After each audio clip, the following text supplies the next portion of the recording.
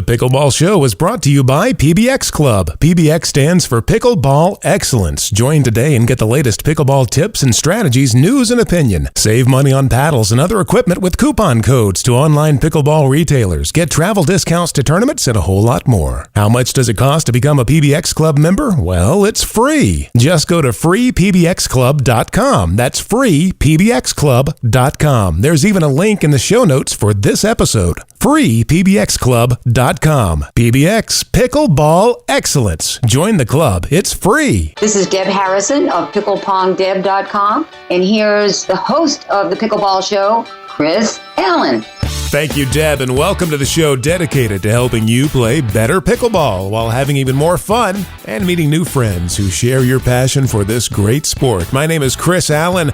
I am your host, and yes, it happens to me, it happens to you, happens to everybody eventually. You play long enough, you tweak something. Something happens. You get your shoulder, your elbow, your knee, maybe your ankle. Something sets you on the sidelines. You don't play as well as you want to play. You don't play as long as you want to play because you've got some kind of nagging injury. Now, last week we did a show on stacking, and one of the people joining us was Justin Rodgers. Justin won the men's 5.0 gold medal in the Grand Canyon State Games, along with Dave Weinbach. And in addition to being one of the best players in the country, Justin is also a licensed physical therapist. And I thought, who better to talk about preventing and overcoming nagging pickleball injuries? Who better than a champion and a physical therapist all rolled into one? So Justin has agreed to join us again this week. Justin, thank you and welcome again to the Pickleball Show. Thanks, Chris. Appreciate you having me on the show again. Tell us a little bit about your background in physical therapy.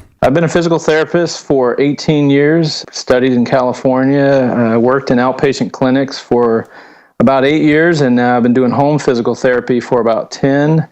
I mainly treat people that have had hip and knee replacements, including Wayne Mugley you had on the show here recently. I worked with him on both his knees, and I just love my job, and it allows me to actually help people out in the community, both pickleball players and not, so I enjoy it.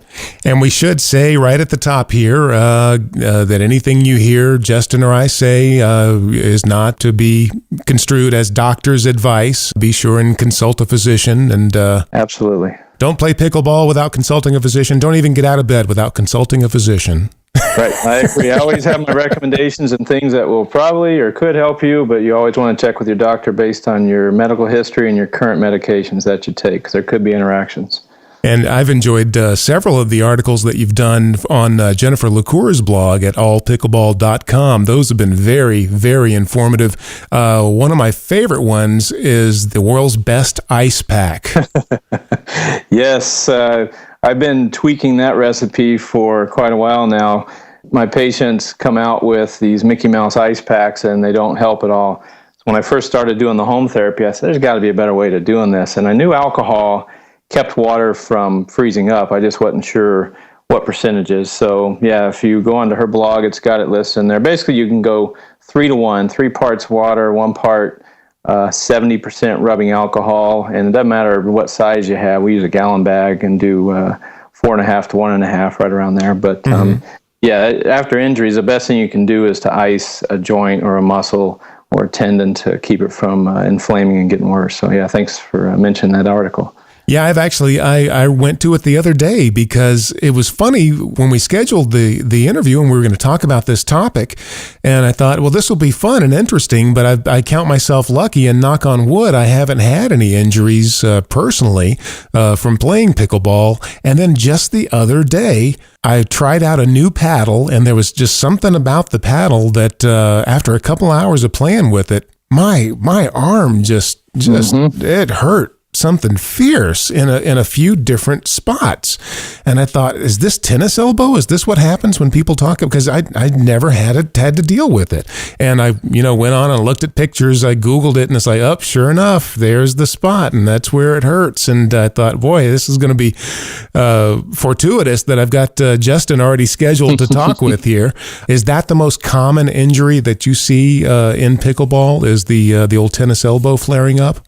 Well, not just the tennis elbow, but anything that has repetition tends to inflame. So if you talked about changing paddles, there could be several components going on there. The paddle could be a little bit heavier, could be a little bit lighter, based on how you used to swing your paddle with the one you had previously. Or it could be the balance of the paddle. Is it head heavy? Is it more heavy towards the handle? And those change which muscles have to accelerate and decelerate your swings, and that could cause tendonitis. I find that the heavier paddles for me, because I hit a lot of backhands, they tend to give me a little bit of that tennis elbow as well. So yeah, anything new. It could be a new pair of shoes. It could be a new paddle. Just a different sport could cause repetitive injuries, and you have to be careful of that. Pickleball is a lot of seniors play pickleball. Are they prone to a certain type of injury that maybe somebody in their 20s, 30s, 40s might not be prone to? Absolutely. Injuries to their hip. And injuries, you see a lot of injuries to the calf muscles, Achilles tears. I have a good friend that is a foot doctor, and he says, boy, that pickleball sends me a lot of business. Oh, really? Yeah, people tend to tear ligaments in their ankles because they are stiff everywhere, and the last thing to touch the ground is your foot, and the last thing to get stretched is your Achilles tendon. And, they're not bending their knees, they're not bending their hips. And just the hips in general, as you get older, deteriorate, and they could have arthritis in them. And, you hope they don't have a fracture while they're out there playing, but certainly twisting, bending, lurching kind of movements could result in that. So, yeah, those are the injuries that you'll see more with the elderly. What's the best kind of stretching routine, or do you have a routine that you recommend to people to prevent those kind of injuries when they hit the courts? Well, you certainly don't want to go on the court cold. So you don't want to get out of bed, get in your car, go to the courts, and get out and just start hitting. So I know a lot of the players do jogging around the courts, or they could jog in place or ride their bicycle before they go. But hundreds of muscles in the human body, and if there's one that tends to give you more trouble, that's the one you should stretch more before you play. It could be your calf muscle, could be your quad, your hamstring. Those are the most prone to having pulled muscles during play. And to stretch them doesn't take very long. You really should hold a stretch for about 20 to 30 seconds. You only need to do it 3 times. And you don't bounce while you're stretching. You hold that position. But getting warmed up before you go helps bring blood into those muscles. So that's helpful. And also, when you go out and first start playing, don't just start a game. Play a little bit. Play from the baseline a little bit from up in the kitchen line, moving back and forth. Let your body get warm before you start hitting the ball at full speed and at full strength. So. And so you're saying warm up even before you get in the car and go to the court. Do a little pre-travel warm up, and then warm up again when you get to the court. It could be before you get in the car or you get to the court, depending on what you have available. Obviously, if getting on a stationary bike is better for you, then you don't have that at the court. So you want to do that at your home or at a gym somewhere. But you could go for a walk around the courts for 5 minutes. All you need is about a 5-minute warm up. That's all you really need. And you want to move all the joints while you're doing it. So both your arms and your legs, getting those going back and forth, that'll help bring blood into them. What about nutrition? I have some people that swear by, they can't go to the court without having their banana, and then others, they want to have some pasta. They want to, do a little carb thing before. Does that make any kind of a difference, do you think, in the long term? It does. I mean, if you know you're going to have a long day of pickleball the next day, like a tournament, and you're going to be there all day, and you want to build up your carbohydrate storage in your body. So that's where the pasta meal comes in the night before. The day of the tournament, electrolytes are important because you could be sweating and losing electrolytes, keep drinking water, but your body doesn't absorb water correctly into the cells if you're low on potassium, sodium, magnesium, those kind of electrolytes that you can find in sports drinks. Or, like you said, the bananas. Me personally, I love dried apricots. They are much more concentrated in potassium than bananas. They're easy to eat. They sell them unsweetened, actually, at some of the health food stores. So if you're a diabetic and you don't want to get all that sugar, you can find them without the sugar. So if you're going to be out there all day, you need to keep something on hand to keep your electrolyte up, and that's typically a calcium or potassium or sodium-based foods. So that helps, absolutely. Any difference in a regimen between indoor play and outdoor play?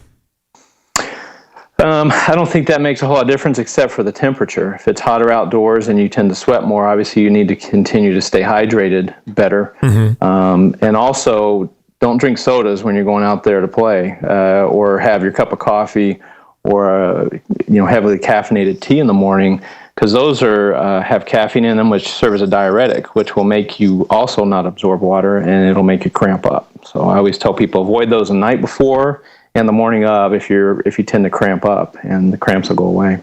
Wow. So avoid even that far out, the night before.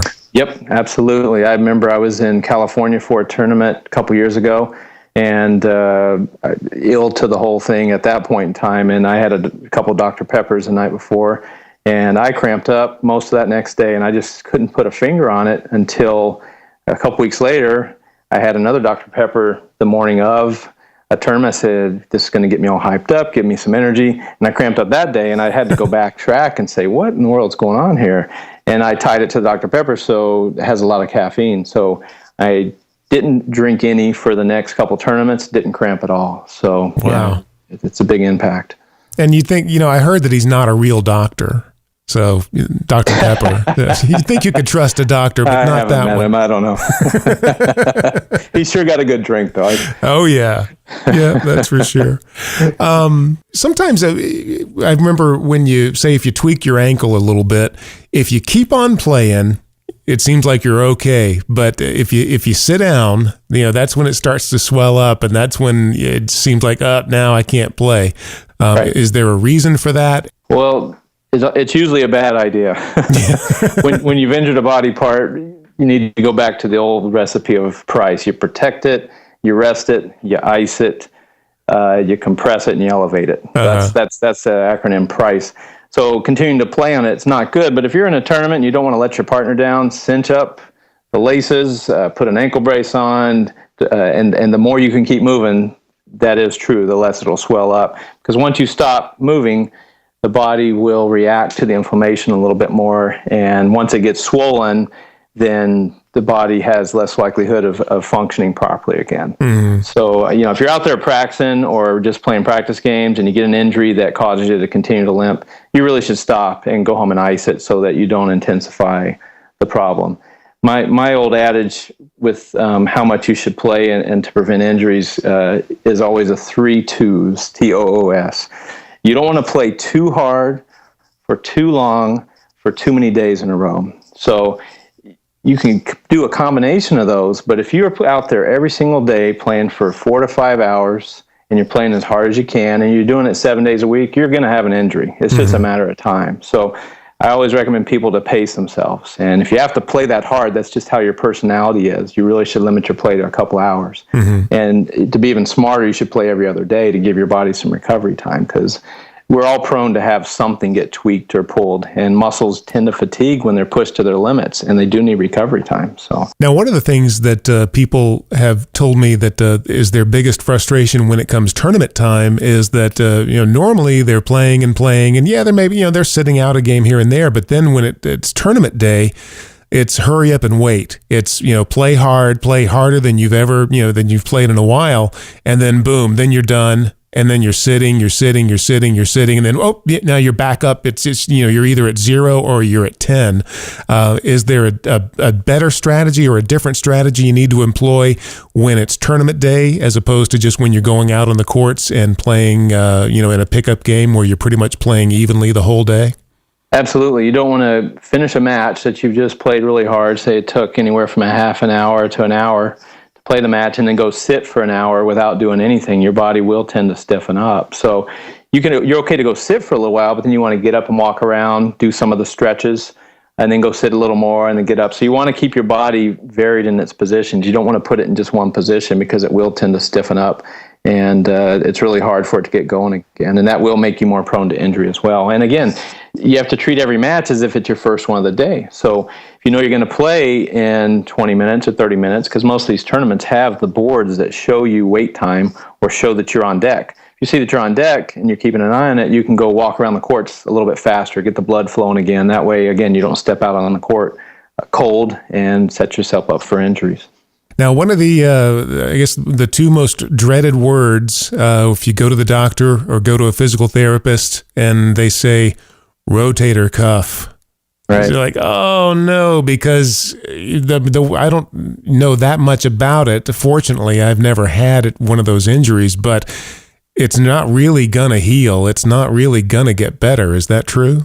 Depends on the extent of the injury. You can have a rotator cuff tendonitis. You can have rotator cuff, even a small tear. Mm-hmm. And with time and with the correct treatment, we talked about the Price treatment, icing and taking some anti-inflammatories and that kind of treatment, the body can repair itself. But once you take a tissue and you tear it to a certain extent, it won't repair itself. So that requires surgical intervention. And how much surgery you require depends on how bad it is. If you tear rotator cuff muscle, though, it will continue to tear if you continue to do the same activities that caused it to tear. So if you know it's torn, and they'll call it a partial tear, you want to go ahead and you want to continue to play pickleball, go ahead and get the surgery and get it fixed. If you don't want to get the surgery, you can pretty much count on two things. You're going to stop playing pickleball, or you're going to tear it completely, which is a more invasive surgery and a much longer recovery time, which will make you worse off in the long run. Mm. And what is it, mainly the overhead game that aggravates rotator cuff and maybe makes that happen, or is it just any type of shot? It's the overhead is a large factor in it, but it's also anything reaching out to the side with the arm kind of in a dependent position. So if you're reaching out wide and swinging, that also puts heavy stress on the rotator cuff muscles. So yeah, could be a varied positions. Wear and tear from swinging period will cause rotator cuff muscles to have strain on them. It could be a ground stroke. It could be a volley. That also requires the rotator cuff muscles to work. They're four muscles. They're small muscles. They go on the back side, top side, and front side of the shoulder and form basically a cuff, as they call it. And anyone is prone to injury. There's one that's over the top called the supraspinatus. It tends to be the most torn muscle out of all of them. And it tends to have a problem because it slides right underneath a bone from your scapula, which is your wing bone. And that bone can sometimes get little bone spurs underneath it. So every time that muscle goes underneath it, it has a chance to create friction and to snare it. And that can cause a tear. So, besides stretching and warming up, nothing you can do other than that to help prevent rotator cuff injuries? Well, you can do exercises to strengthen the rotator cuff. Just like anything else, if you are going out and doing a very physical activity, and that's the only time that muscle is working, it's going to be more prone to get injured versus training that muscle to work under a lighter load or with repetitive movements. Mm-hmm. So a physical therapist can give you exercises to strengthen that rotator cuff complex to make it stronger so that it actually does its job better and holds the shoulder joint more stable when you do the harder activities like pickleball or volleyball or basketball, anything that requires you, like you said, to go reach overhead or out to the side. Do you see more injuries in people that play sports in the morning or in the evening? Is it, are you more prone to injure yourself in the morning just because you maybe have been sleeping all night and then you get up and go play without doing proper warm-ups?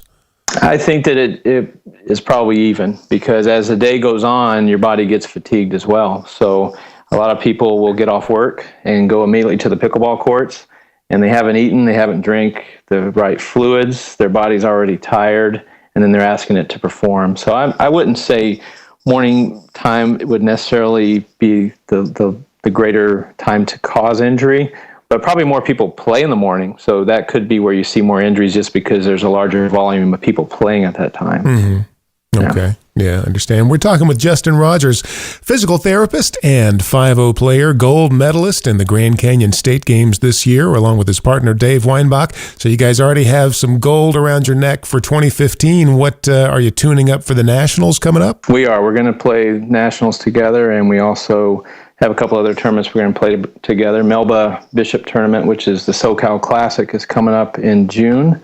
And then we also have Tournament of Champions in September that we'll be playing together. So those are, in my opinion, in addition to the Grand Canyon, the 4 largest outdoor tournaments that there are in the country. So we're looking forward to playing in those. Should be fun. How many years have you been playing? I started about 3.5 years ago. Wow. So you didn't waste any time making your way up the ranks.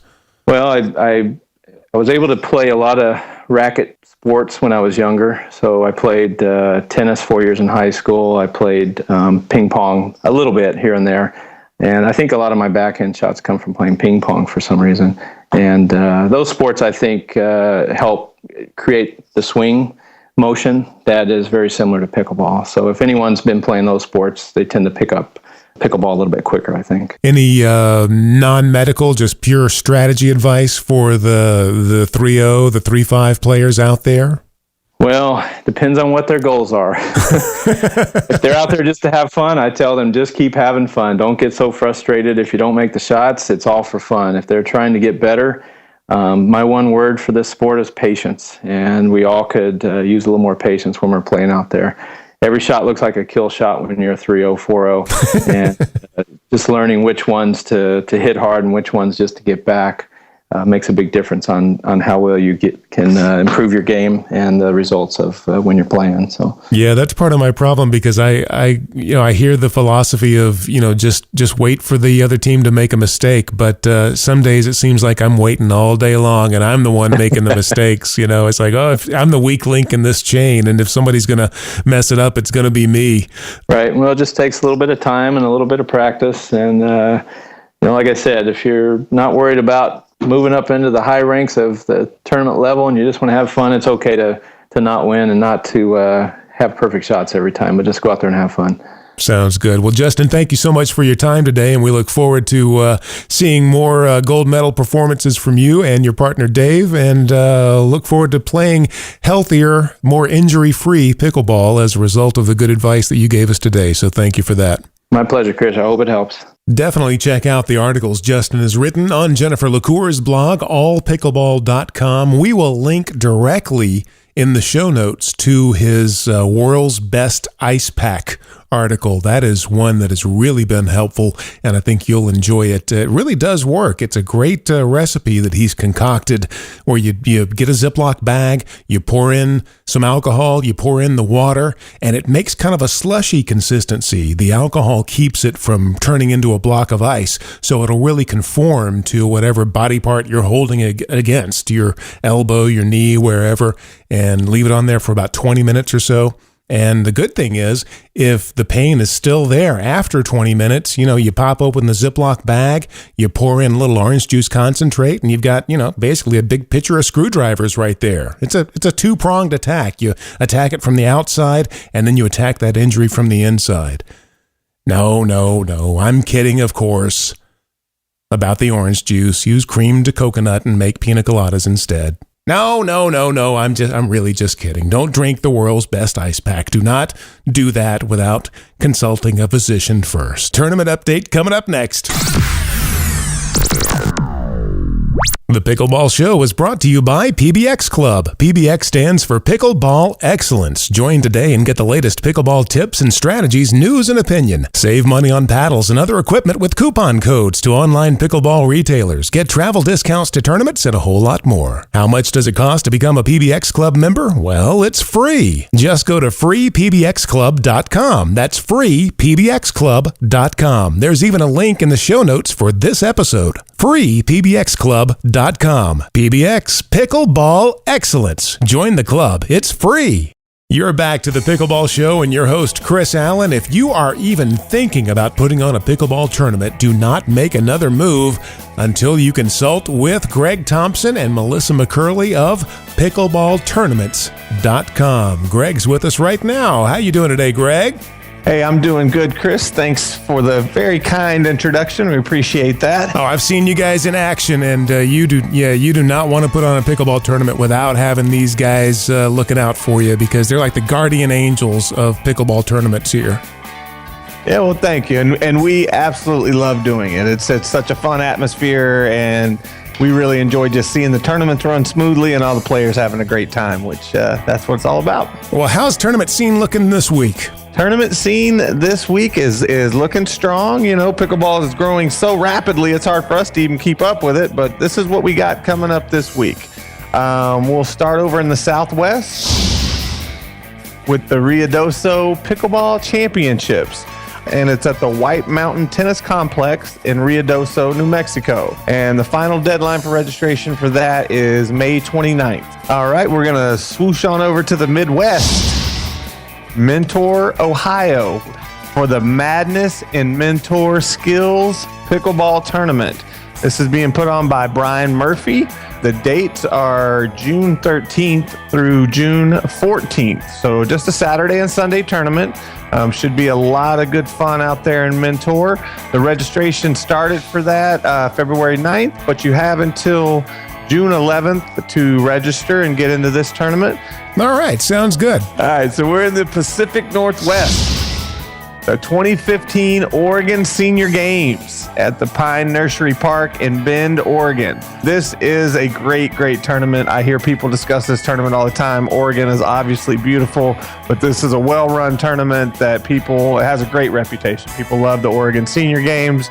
The tournament dates, June 19th through June 21st.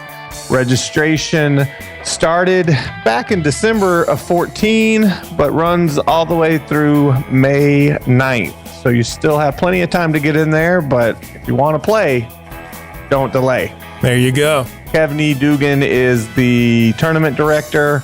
So let them know if you have any questions. And again, 2015 Oregon Senior Games, June 19th through the 21st in Bend, Oregon. Thanks, Greg. And remember, you can contact Greg and Melissa at pickleballtournaments.com. Thank you also to Justin Rodgers for his great advice on overcoming and preventing pickleball injuries. Oh, why do there have to be injuries? Whatever happened to the days of playing and getting up the next day and playing again? Or playing Little League, and you skin your knee playing Little League, and the coach says, just rub some dirt on it. You'll be okay. Get back in there. That's all I want. I just want to be able to rub some dirt on it and go continue playing. Well, we're going to take a little spring break next week, but we will be back with a special summertime format of the Pickleball Show. We think you're really going to enjoy it. Head over to iTunes, hit that subscribe button. That way you'll never miss an episode. And if you think it's appropriate, leave us a 5-star review. We certainly appreciate your support. I'm Chris Allen. This is the Pickleball Show. And until next time, keep 'em low. The Pickleball Show is brought to you by PBX Club. PBX stands for Pickleball Excellence. Join today and get the latest pickleball tips and strategies, news and opinion. Save money on paddles and other equipment with coupon codes to online pickleball retailers. Get travel discounts to tournaments and a whole lot more. How much does it cost to become a PBX Club member? Well, it's free. Just go to freepbxclub.com. That's freepbxclub.com. There's even a link in the show notes for this episode. freepbxclub.com. PBX Pickleball Excellence. Join the club. It's free.